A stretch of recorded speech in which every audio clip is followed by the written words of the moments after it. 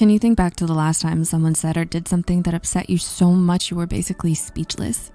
Something where your brain says, rude! This is not just being blunt or saying things in anger. It's those things that serve no purpose other than to hurt and demean others. And we don't have the infinity gauntlet to snap them into niceness. So what should you do? Well, we're on your side, and we have some comebacks that can hopefully help with diffusing that mean spark. Number 1, hey, you seem a little upset. Is everything okay? What do you do to deal with fire? You dampen it. After the s'mores are done, of course. And sometimes meanness is really fiery.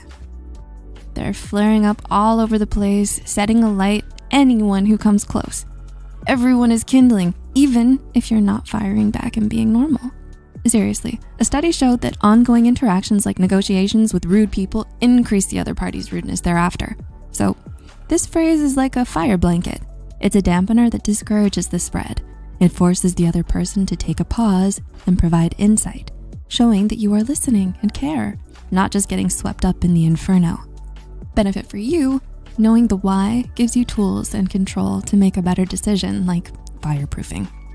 Number 2, let's start this conversation over. This is where the conversation started off rough, then morphed into an angry, nearly incoherent battle zone. Many times, it's because emotions grew until both sides lost empathy for each other. All either side can see is you are not thinking of my point of view. In the heat of the moment, we forget this truth.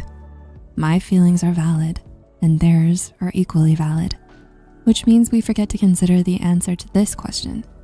Do I know or have I considered their point of view?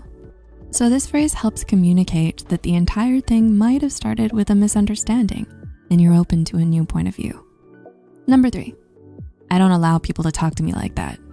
This is you respecting yourself and the boundaries you have set. This is yours and yours alone, and no one else has the right to change it or stomp on it.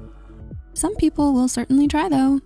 You might recognize this in targeted put downs and any comment that paint you as less than them. You have no obligation to let them dictate your validity. This phrase is telling them that you know who you are and that using your pain to bolster themselves is not their right, nor is it acceptable. If the person has amplified meanness with no hint of growth, you have the right to walk away. You don't need that noise. 4, let's just take a few minutes to calm down before it gets worse and come back to this later.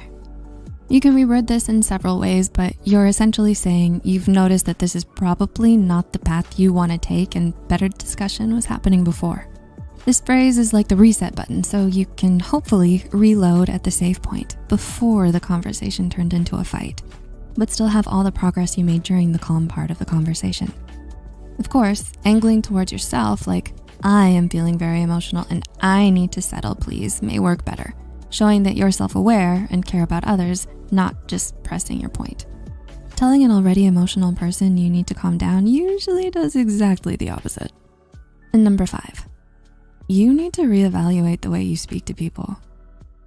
Speaking of careful phrases, you may want to save this particular one for when the mean or rude person is blatantly out of line, or they ask you straight up, why do people react this way to me?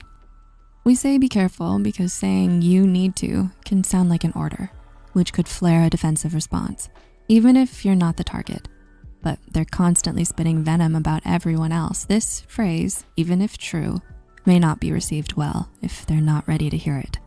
On the other hand, it can certainly help your understanding of where and why they are the way they are. They could have a mini epiphany of, I never knew I came off that way. Or they could double down, proclaiming that everyone else is the problem and then start hurling insults at you. And a rare twist, maybe you'd find yourself uncovering a situation where the person isn't being mean, but being bullied and gaslighted by those they've complained about. Mean people exist, but they're not all the same. Each of these phrases gives the person a chance to show you what they're made of. Are they oblivious to how they sound, or is there a deeper story where you're only seeing the tip of the iceberg? There are also those who are incapable of being courteous because they lack the capacity to care about others and take responsibility for themselves. That's not on you, nor is it your responsibility to accept poor treatment. You, who have done your best to give them a chance, do have the green light to walk away. They don't get to feed on you. And when everyone else does the same, the only thing we can do is hope the mean person gets a wake-up call. What kind of mean people have you encountered? How has your experience changed over time? If you've tried similar comebacks, what happened?